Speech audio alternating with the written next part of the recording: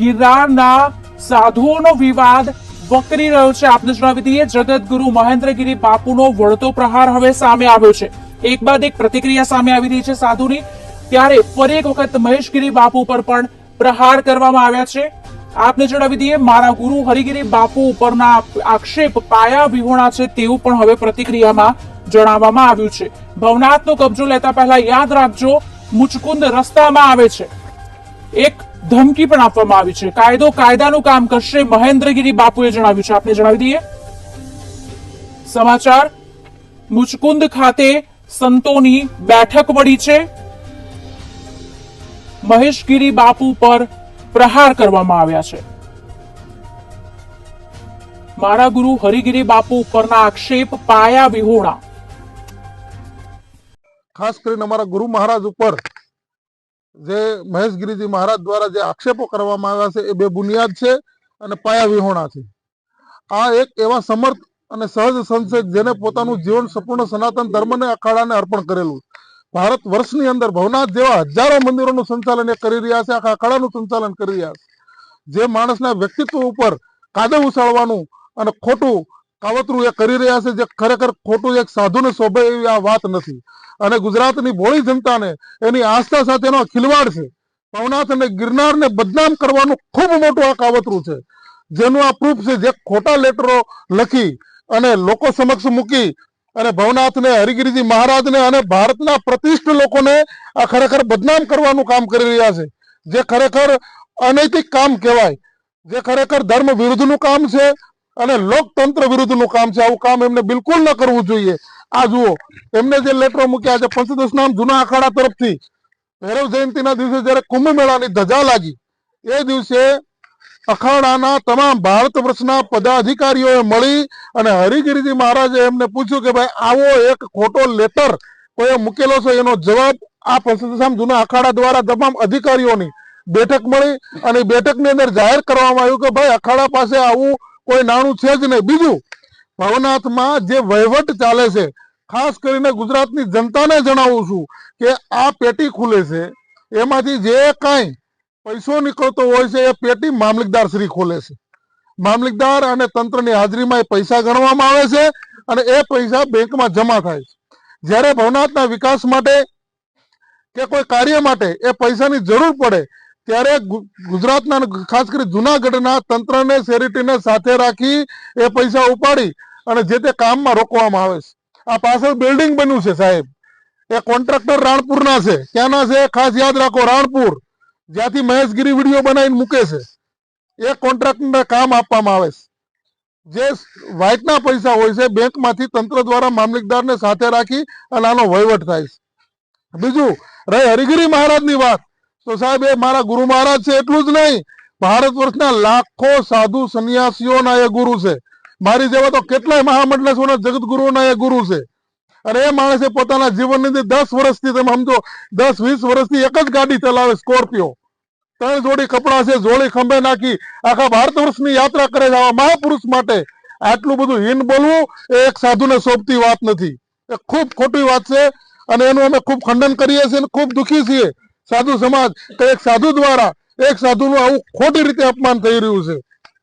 હરિગીરીજી મહારાજે છતાં પણ પોતાનો ખુલાસો આમાં રજૂ કર્યો છે, ભવનાથ મંદિરની વાત રજૂ કરી છે અને આજે જે કાંઈ થઈ રહ્યું છે એ ખરેખર આસ્થાળુઓ અને શ્રદ્ધાળુઓ સાથે આ ખિલવાડ થઈ રહ્યો છે। લોકોને તો ખબર નથી કે સત્યતા શું છે, હકીકત શું છે। એને તો તમે મૂકો, વાંચે, સાંભળે એટલે લોકો કંઈ પણ બોલવાના। તો લોકો સમક્ષ આવી વજૂદ વગરની વહિયાત વાતો મૂકી અને ખરેખર આપણે આપણું જ ખોટું કરી રહ્યા છીએ, સનાતનનું ખોટું કરી રહ્યા છીએ, સનાતન ધર્મને બદનામ કરી રહ્યા છીએ, જે ખરેખર આ સારી વાત નથી। એટલે મહાત્માજી આપ સમજી અને હવે પછી આ બધું બંધ કરો તો ખૂબ સારી વાત છે। બાબુ, ખાસ કરીને પહેલી તારીખે કબજો લેવા માટે, ભવનાથનો કબજો લેવા માટેની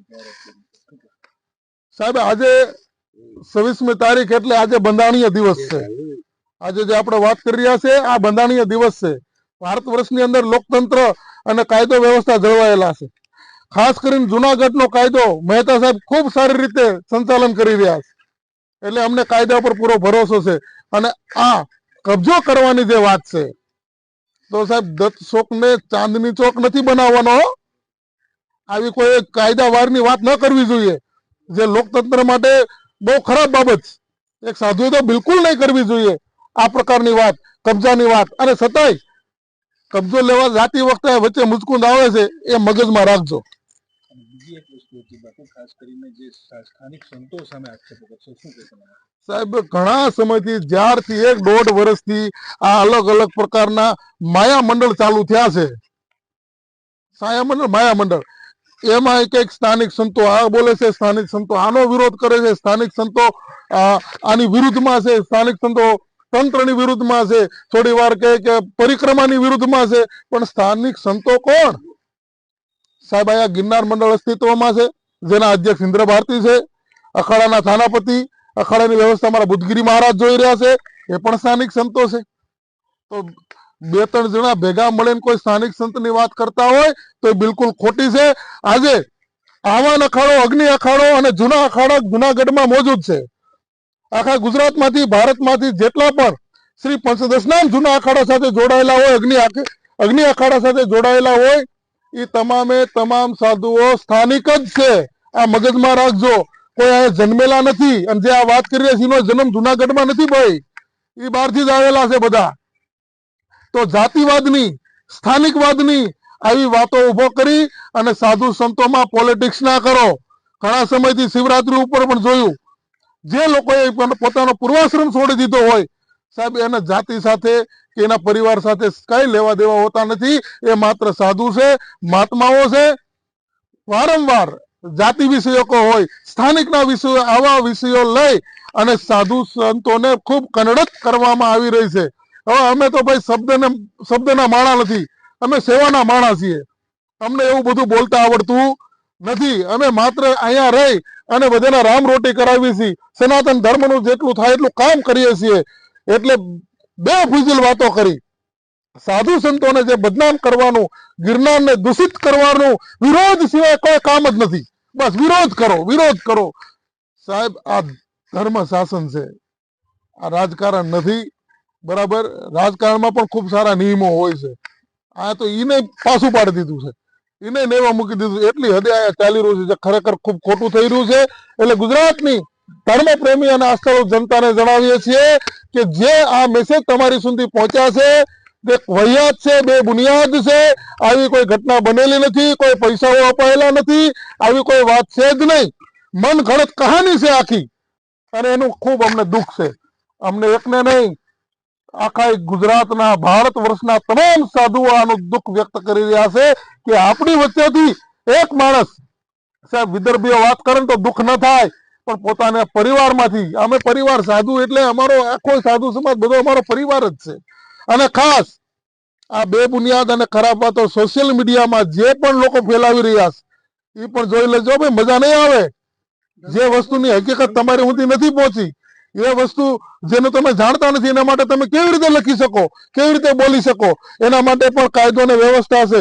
અમે બપોર પછી વકીલોને બોલાવવાના છીએ. જે પણ લોકોએ સોશિયલ મીડિયામાં ભવનાથ વિરુદ્ધમાં, હરિગીરી મહારાજ વિરુદ્ધમાં જેટલું લખ્યું છે, બોલ્યા છે, એના માટે પણ અમે કાયદાને ધ્યાનમાં રાખી વકીલોની સલાહ લઈ અને અમે કાયદાકીય પગલા લેશું. પ્રકાશ પાડશો.